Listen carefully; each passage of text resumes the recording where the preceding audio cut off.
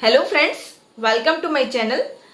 Friends, baby को जब भी आप वैक्सीन के लिए ले जाएंगे तो आपको दो चीज़ सुनने को मिलेगी। एक होता है पेनलेस वैक्सीन और दूसरा होता है पेनफुल वैक्सीन।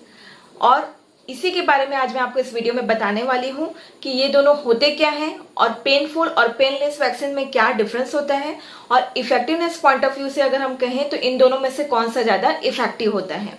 तो चलिए वीडियो को विदाउट एनी डिले किए शुरू करते हैं।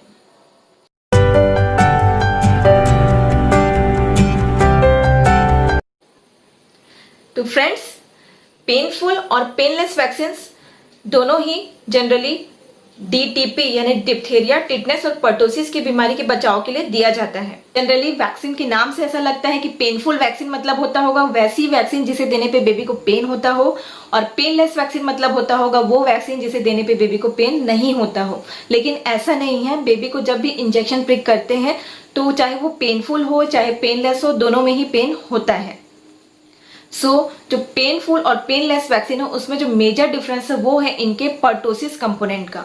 यानी कि जो पेनफुल है यानी कि DTP, जिसे हम DTWP भी कहते हैं, क्योंकि इसमें जो पर्टोसिस है वो होल सेलुलर पर्टोसिस होता है। उसी की जगह जो पेनलेस है जिसे हम DTAP, यानी कि इसमें जो पर्टोसिस है वो ए सेलुलर फॉर्म में है, इसीलिए इसे DTAP भी कहा जाता है। और इसी के कारण जब पेनफुल वैक्सीन बच्चे को लगता है तो उसमें होल सेलुलर पर्टोसिस होने की वजह से ही आफ्टर वैक्सीनेशन जो इफेक्ट होता है उसमें आप देखेंगे कि बच्चे को फीवर हो सकता है, जहाँ पे वैक्सीन लगी वहाँ पे स्वेलिंग और रेडनेस हो सकता है। उसी की जगह में बच्चे को कई बार वॉमिटिंग भी होता है और बच्चे काफ़ी इरिटेबल भी फील करते हैं।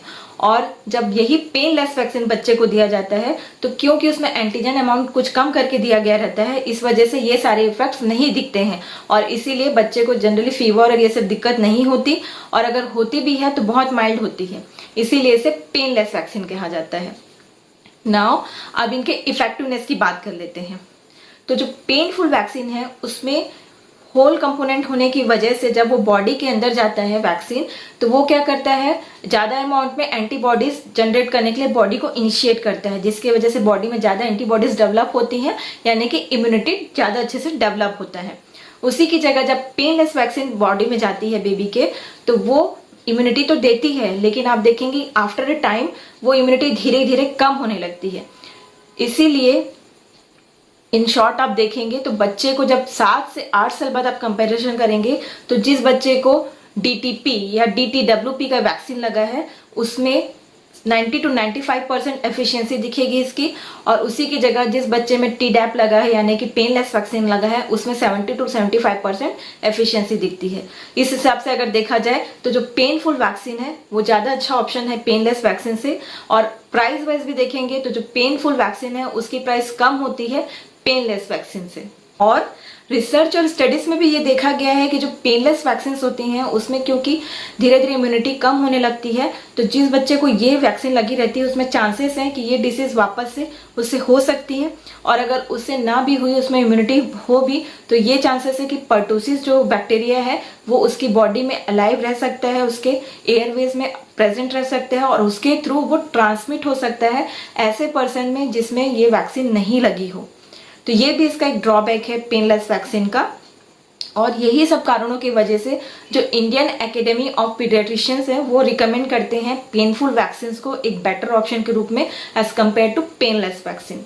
सो फ्रेंड्स, ये सब कंपैरिजन देखने पे आपको पता चल गया होगा कि जो पेनलेस वैक्सीन है उससे ज़्यादा बेटर ऑप्शन होता है पेनफुल। हालांकि शुरुआत में वो बच्चे को काफ़ी तकलीफ देता है, लेकिन आगे के लिए, फ्यूचर के लिए, उसकी इम्यूनिटी के लिए पेनफुल वैक्सीन ज़्यादा अच्छा होता है पेनलेस से।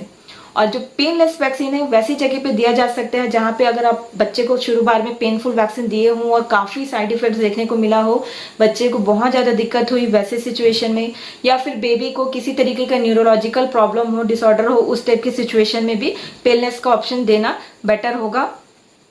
और ये भी किया जा सकता है कि शुरुआत में अगर आप पेनलेस वैक्सीन देना चाहते हैं, ये सब तकलीफ से अपने बेबी को बचाना चाहते हैं तो दे दीजिए। उसके बाद बूस्टर के टाइम पे जब ये सब वैक्सीन का बूस्टर दिया जाता है उस टाइम पे फिर पेनफुल वैक्सीन दे दीजिए, तब तक बेबी थोड़ा बड़ा भी हो गया रहता है। तो इसके लिए आप अपने डॉक्टर से कंसल्ट करके डिसीजन ले सकते हैं। नाउ फ्रेंड्स, आई होप कि जो मैं पेनफुल वर्सेस पेनलेस वैक्सीन की इन्फॉर्मेशन आपको कन्वे करना चाहती थी वो प्रॉपर तरीके से कर पाई हूँ।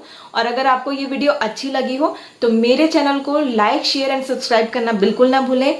Once again thank you very much for watching my video. Bye bye.